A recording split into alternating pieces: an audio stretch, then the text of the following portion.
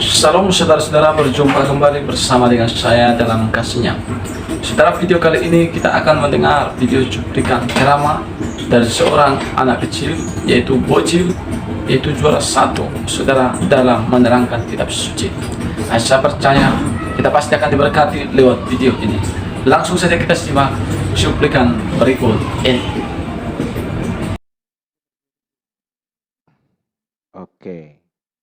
Baik, terima kasih. Kita akan mulai ya. Dimohon untuk peserta nomor urut 34 mempersiapkan diri di samping panggung. Terima kasih. Sampai kawan-kawan. Bapak, Ibu, pastor, suster, dan dewan juri yang terhormat. Perkenalkan, nama saya Odo Samuel Pian Manalu dari Provinsi Sumatera Utara.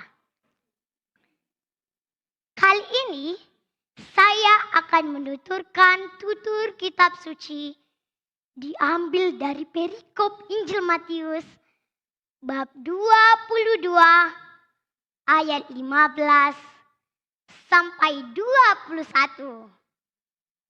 Dengan tema membayar pajak kepada Kaisar dan kewajiban hidup bermasyarakat. Ginilah ceritanya. Orang-orang Farisi sudah sangat kesal kepada Yesus yang terus mengajar kebenaran dan terus membongkar borok mereka. Sudah semakin tampak reaksi masyarakat. Makin hari semakin banyak yang mengikuti Yesus. Artinya semakin berkurang pengikut orang Farisi. Jika pengikut orang Farisi berkurang, maka uang masuk mereka juga berkurang. Iya kan? Kondisi ini harus dihentikan. Pikir mereka. Cara menghentikannya bagaimana? Nah, harus ada ide cemerlang agar Yesus bisa dicekal. Yesus harus ditolak oleh masyarakat. Atau Yesus harus ditangkap oleh Kaisar. Caranya yang penting. Untuk mendapatkan ide cemerlang itu, mereka berkumpul dan berdiskusi. Setelah mereka berdiskusi, akhirnya mereka mendapatkan ide cemerlang menurut mereka.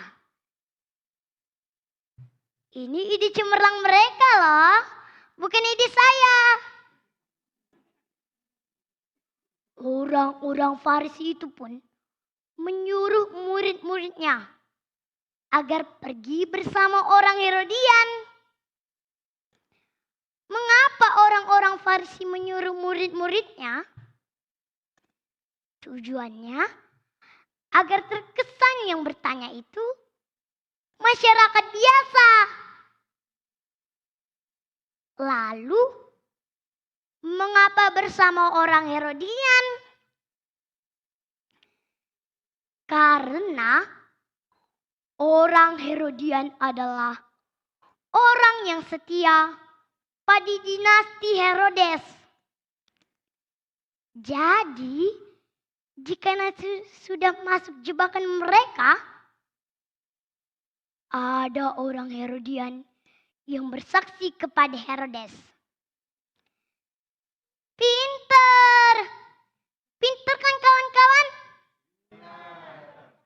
Pinter bilicik.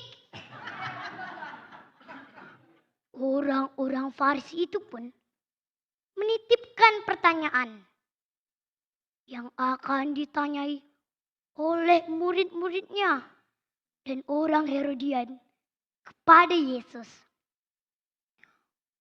Murid-murid mereka ini tentu harus dilatih dahulu cara bertanya pada Yesus. Soalnya yang mau ditanya itu Yesus, bukan kaleng-kaleng. Setelah mereka dilatih, pergilah mereka menghadap Yesus. Setelah menghadap Yesus, mulailah aksi dijalankan. Guru, kami tahu engkau adalah seorang yang jujur. Dengan jujur mengajar jalan Allah. Engkau tidak takut kepada siapapun, sebab engkau tidak mencari muka. Di tahap awal ini, mereka memuji Yesus. Dipanggil guru, disanjung sebagai orang jujur, dengan jujur mengajar jalan Allah, dan tidak takut kepada siapapun, sebab tidak mencari muka. Mereka berharap Yesus akan tersanjung dengan segala pujian mereka itu. Secara manusiawi, kalau sudah tersanjung, pastilah nanti akan membalas budi dengan mendukung mereka. Karena di situ ada orang Herodian. Pikir mereka, Yesus akan pro kepada Herodes. Itulah jalan pikiran mereka. Setelah itu, masuklah tahap kedua, yaitu pertanyaan jebakan yang dititipkan oleh orang-orang Farisi. Yesus, katakanlah kepada kami pendapatmu. Apakah diperbolehkan membayar pajak kepada Kaisar atau tidak? Dalam hati mereka. Nah lo Yesus, terjebak lo. Kalau Yesus mengatakan boleh membayar pajak kepada Kaisar, maka orang Yahudi akan menganggap Yesus sebagai pendukung Kaisar dan tidak berpihak dengan bangsanya sendiri. Kalau Yesus menjawab tidak boleh membayar pajak kepada Kaisar, kan di situ mereka telah membawa orang Herodian. Yesus bisa saja dilaporkan kepada Herodes sebagai penghasut masyarakat agar tidak membayar pajak. Pikir mereka, Yesus sudah masuk jebakan Batman, pikir mereka.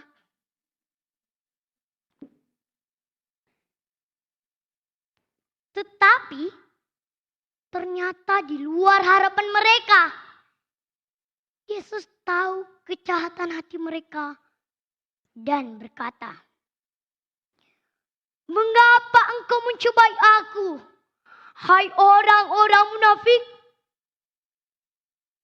Mendengar perkataan Yesus ini, tentu hati mereka mulai ciut karena ketahuan rencana busuk mereka itu.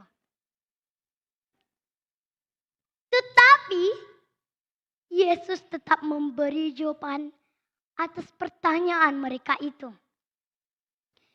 Yesus meminta mata uang yang dipakai untuk membayar pajak itu. Lalu bertanya, "Gambar dan tulisan siapakah ini?"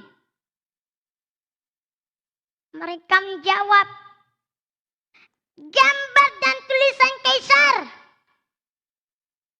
Lalu kata Yesus, "Berilah kepada Kaisar apa yang menjadi hak Kaisar, dan kepada Allah apa yang menjadi hak Allah.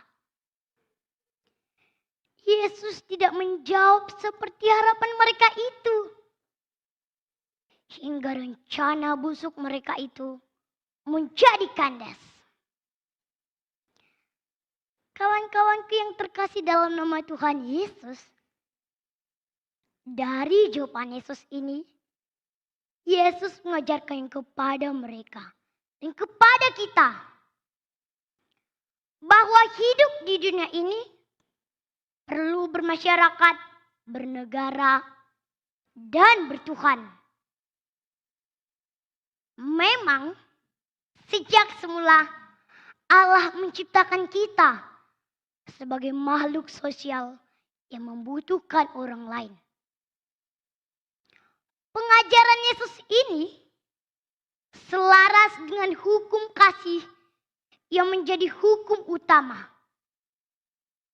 Sebab bila kita tidak bermasyarakat, bagaimana mungkin kita mewujudkan kasih kepada sesama? Karena kita butuh hidup bermasyarakat, kita juga butuh negara atau pemerintah sebagai lembaga yang mengatur tatanan hidup bermasyarakat dengan baik. Untuk itu pula lah kita harus bayar pajak. Kawan-kawanku masih ingat dengan kardinal kita, Monsinyur Sugio Pranoto. Beliau adalah tokoh Gereja Katolik Indonesia yang terkenal dengan slogannya 100% Katolik, 100% Indonesia. Slogan Monsinyur Sugio Pranoto ini menyegarkan pemahaman kita sebagai umat Kristus bahwa kita hidup di dunia ini perlu bermasyarakat, bernegara, dan mengabdi kepada Tuhan dan gereja. Sebagai orang Katolik yang baik, kita harus bayar pajak. Sebab orang bijak taat pajak. Nah, saudara-saudara, itulah dia video cuplikan. Baru saja kita menyimak video cuplikan tadi.